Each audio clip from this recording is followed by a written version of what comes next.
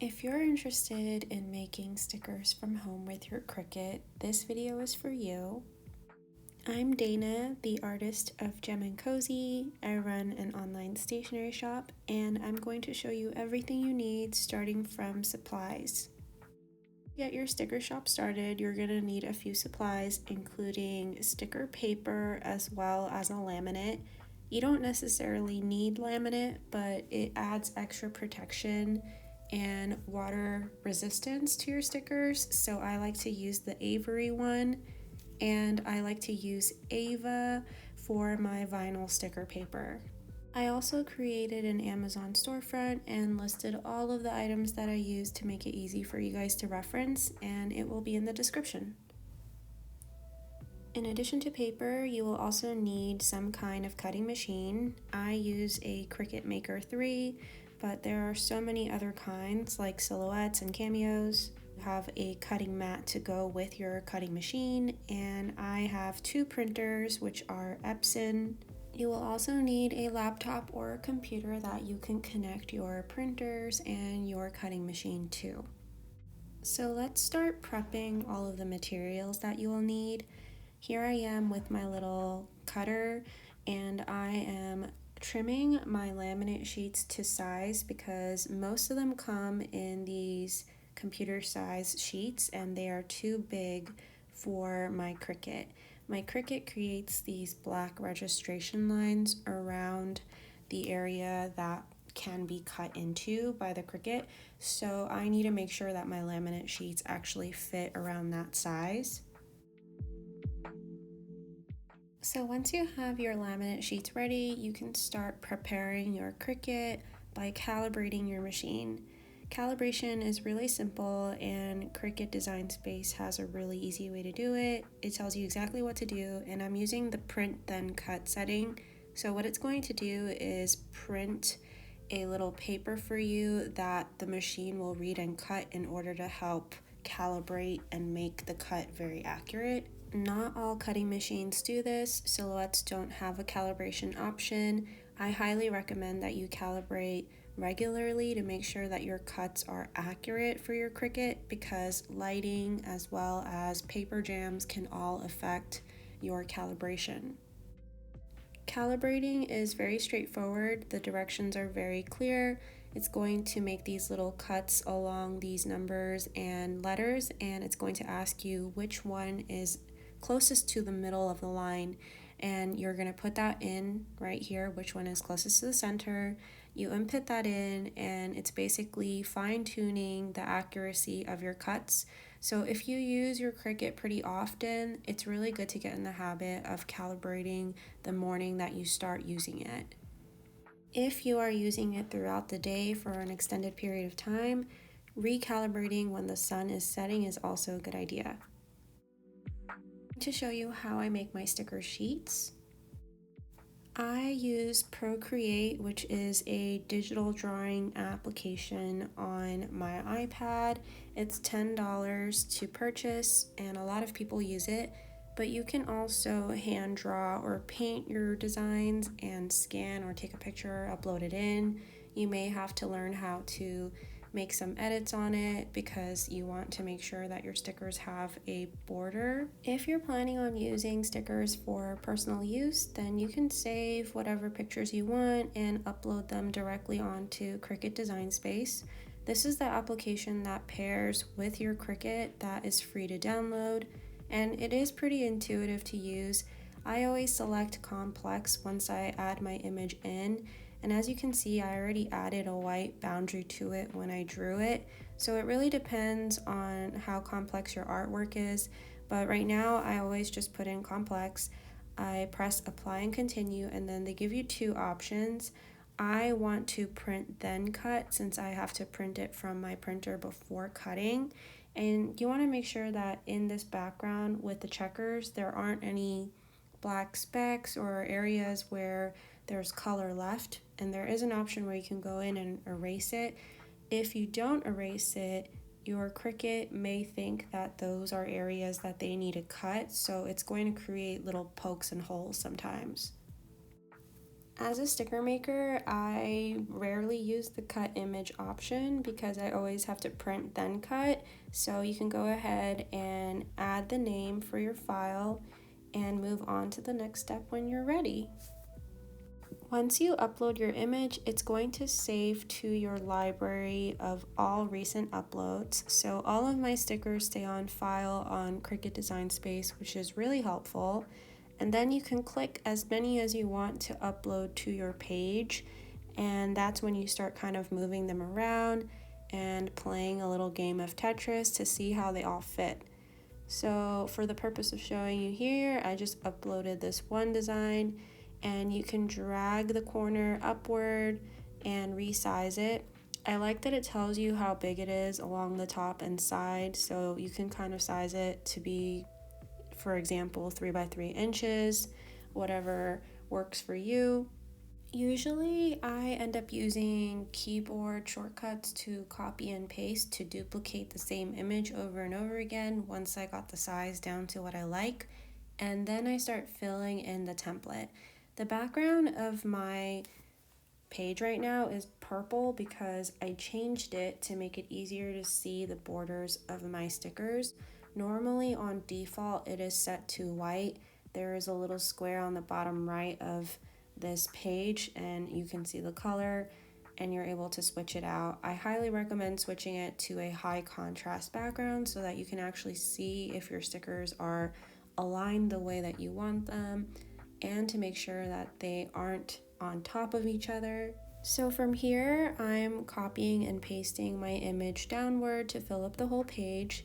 And you want to start keeping in mind that Cricut allows you to keep your designs within a certain size. It's 6.75 by 9.25 inches. After a while, you memorize exactly where these guidelines are. If you need to, I know that some people like to draw a box to keep all of their items inside, but I, after a while, just memorize it. So it's 2 lines below 9 and it's 2 lines before 7. So I keep all my designs within that space, and it is wasteful to me to have space on the side even though my design can't go like 3 by 3. So I will make mini stickers along the side if I want to save the vinyl paper and use the edges as well. Here is an example of how I'm using one of my long slender designs to fill in that space between 5.5 to 6.75. It shows up so large on the screen at first, so I'm resizing it. This is one of my favorite sticker designs. It's very snarky. A lot of my designs are. And once I got it to a good size, I'll rotate it and move it into the spot along the side and kind of just play a little bit of Tetris. So once you're happy with your page template design, then what we're going to do is attach all of the images on here together. So right now I'm spacing everything out to be far apart enough that nothing is too close for the cut lines to get messy. A lot of the times if they're too close, your machine also might kind of snag the sticker paper.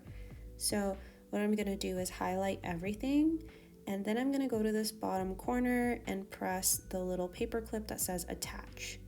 This is making sure that it's keeping your template together exactly how you designed it, and Cricut isn't going to move them around. If you actually don't attach it and you move on to making it, Cricut will organize the stickers that you put on the page however they want.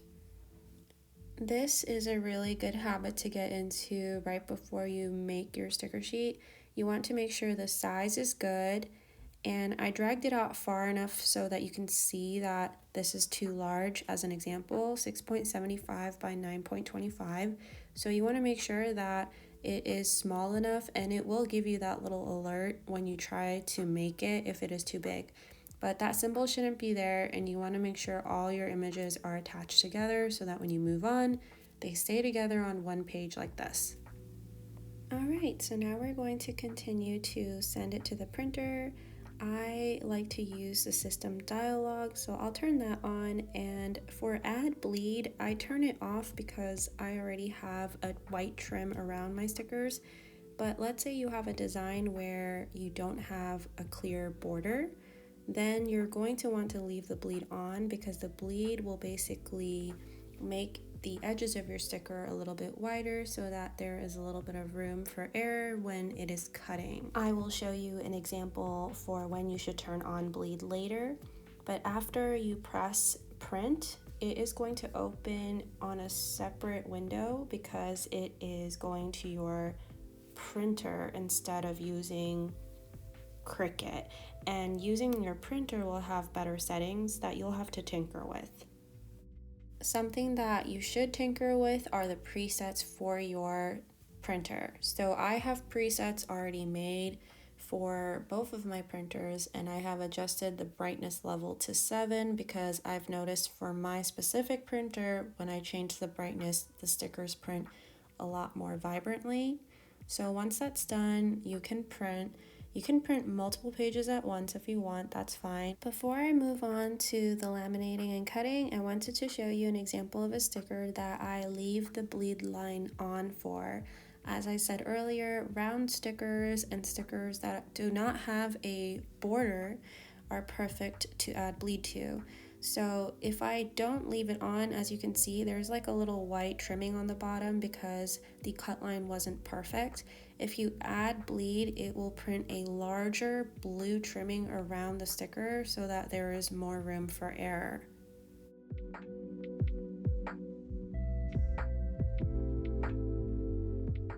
Alright, let's move on to laminating and cutting. Earlier you guys saw me cutting all of my laminate in a full stack, and that saves me a lot of time so that once everything prints, I can just start laminating every single page. What I really like about these Avery laminating sheets is that it has a little strip at the top that you can peel, and that way you can align everything and stick that top part on really easily. I am using a squeegee that I made from home with a ruler and a piece of felt. This really works for me, but everyone prefers different things. You're gonna have to experiment. I like the fact that the ruler covers the full length of the sticker along the top, and it makes it easier for me to slide across the page without making any bubbles. Once all of your sticker sheets are ready to go, you can set the base material on Cricut Design Space. Here are all of the options, and it describes the thickness that you're kind of looking for. And I created a custom one, so every time I use it, this is a setting I use, 310, twice around, fine point blade, and it works really well if you have a laminate on top. But if you're not using laminate, you will need a weaker setting because you probably won't need to cut 2 times around in order to get these stickers off of the sticker sheet. Once I am ready to go, I press the little arrow button that will start flashing, indicating that you pressed the sticker setting you want, and you can stick your sticker sheet on the top left corner like this. It doesn't matter if your mat is upside down because it's the same mat both ways, and I just make sure that it is really stuck on. If it's a new mat, it's really sticky, so you're probably gonna have a harder time peeling it actually, but as you start to use it, the stickiness wears off, and sometimes your sticker sheet will slide while it's cutting, so you want to make sure that you are putting on a new coat of like adhesive product on it or sticking some tape along the sides to make sure that your sticker sheet is not sliding. You can see the Cricut is reading the black registration lines. It reads every single side before starting the cut, and sometimes it will actually tell you that it's having a hard time reading it. That is why it's good to trim the laminate to size. I haven't had any issues with it having a hard time reading if I cover the top registration line, but everyone seems to have a slightly different experience with this. I try to make the lighting in my room as consistent as possible, and since doing that, I haven't had issues with it having a hard time reading. If possible, I would trim the laminate to a relatively accurate size just to avoid that hassle though. While my Cricut is doing its thing, I like to observe it, make sure it's cutting correctly. It's going around twice so that it's cutting through the laminate and the vinyl sticker paper really nicely. And I haven't had to replace my blade, and I've had the machine for a year, So it's really great. If you're using your Cricut for other more strenuous projects that are cutting through thicker products like felt, for example, you might have to change out your blade way more often. But for me, I'm only making stickers, so it's been really good so far. Once you peel off the sticker sheet, you can start to gather the stickers.